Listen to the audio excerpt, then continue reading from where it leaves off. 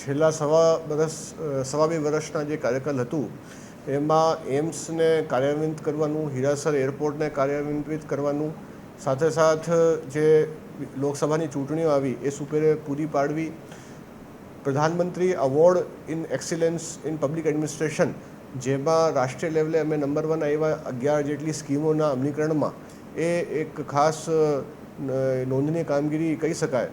આ સિવાય જે દિવ્યાંગજનો છે એમાં 3000થી વધારે દિવ્યાંગજનો માટે 3.5 કરોડની વધારાની જે સહાય છે એ ચૂકવવામાં આવી. અલગ અલગ સાધનો એમને આપવામાં આવ્યા. અત્યારે પણ વડીલો માટે વયોશ્રી જે કેમ્પો છે એમાં 3000થી વધારે વડીલોનું અત્યાર સુધીમાં અસેસમેન્ટ થઈ ગયું છે અને ટૂંક સમયમાં એમને પણ 3.5 કરોડથી વધુના જે સાધનો છે એ આપવામાં આવશે.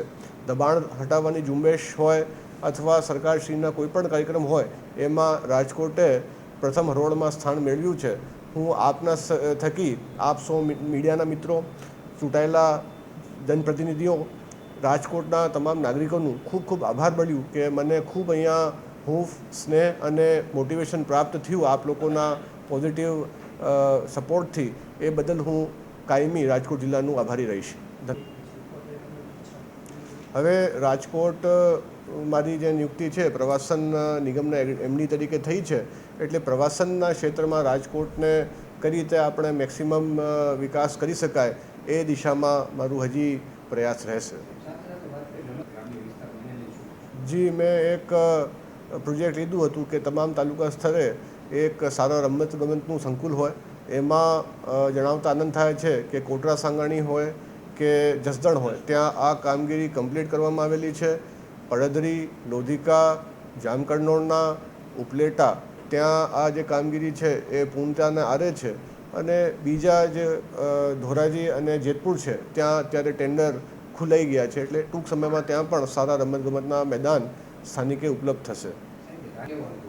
મને ખૂબ સારું અનુભવ થયું કે રાત્રે આપણે 11 વાગે પણ કોઈ બહારની મિટિંગથી પાછા આવતા હોઈએ તો એટલી બધી પબ્લિક રેસકોર્સ ઉપર મજા કરતી આપણને જોવા મળે, અથવા તો ખાણીપીણીને જે એટલી વેરાયટી છે આઇટમોની, એ જે લોકલ ઇનોવેશન હોય એનો આઈસ ગોળો હોય કે બીજું ઘૂઘરા હોય, આ બધા જે આઇટમો પણ એવા હતા કે ખૂબ એનું અમે આનંદ માણ્યું અને ખૂબ લોકોનું જે ઉત્સાહ છે કોઈ પણ ઇવેન્ટ કરવાનું હોય, સાયક્લોથોન હોય, વોકોથોન હોય, ખૂબ અમને સારો પ્રતિસાદ અહીંથી મળતો હતો. અહીંની જે સેવાભાવી સંસ્થાઓ છે એ પણ વર્લ્ડ ક્લાસ કામ કરી રહી છે, એટલે એ બધા જે પબ્લિક પાર્ટિસિપેશન છે એનાથી અમને ખૂબ પ્રેરણા મળી.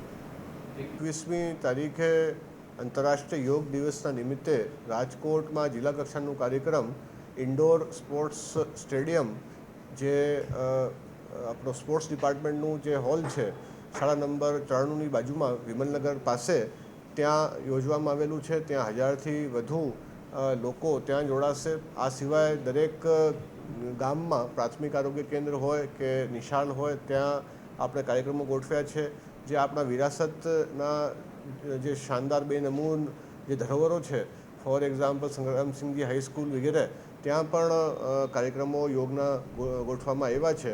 એ રીતે હું આપ સૌના માધ્યમથી રાજકોટના તમામ નાગરિકોને મેદસ્વીતા મુક્ત મહાઅભિયાનમાં જોડાવવા આ આંતરરાષ્ટ્રીય યોગ દિવસના નિમિત્તે સવારે 6 થી 8 અમારી સાથે યોગ પ્રોગ્રામમાં જોડાવા નમ્ર વિનંતી કરું છું.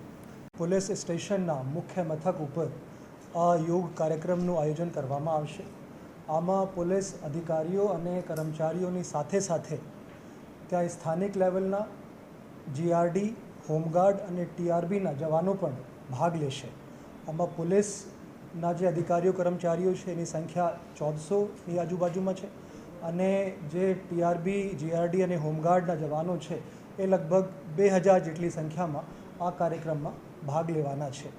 એની સાથે સાથે જે પોલીસ લાઇન્સમાં મહિલાઓ અને બાળકો છે એ પણ સારી રીતે યોગ કરી શકે તે માટે પણ સંબંધિત પોલીસ લાઇનમાં તમામ તૈયારીઓ પૂર્ણ કરી લેવામાં આવી છે.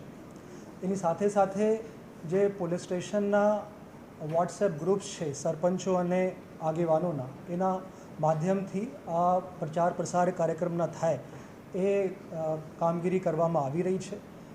એની સાથે સાથે ઇન્સ્ટાગ્રામ એકાઉન્ટ, ફેસબુક એકાઉન્ટ અને ટ્વિટરના એકાઉન્ટ માધ્યમથી તમામ પોલીસ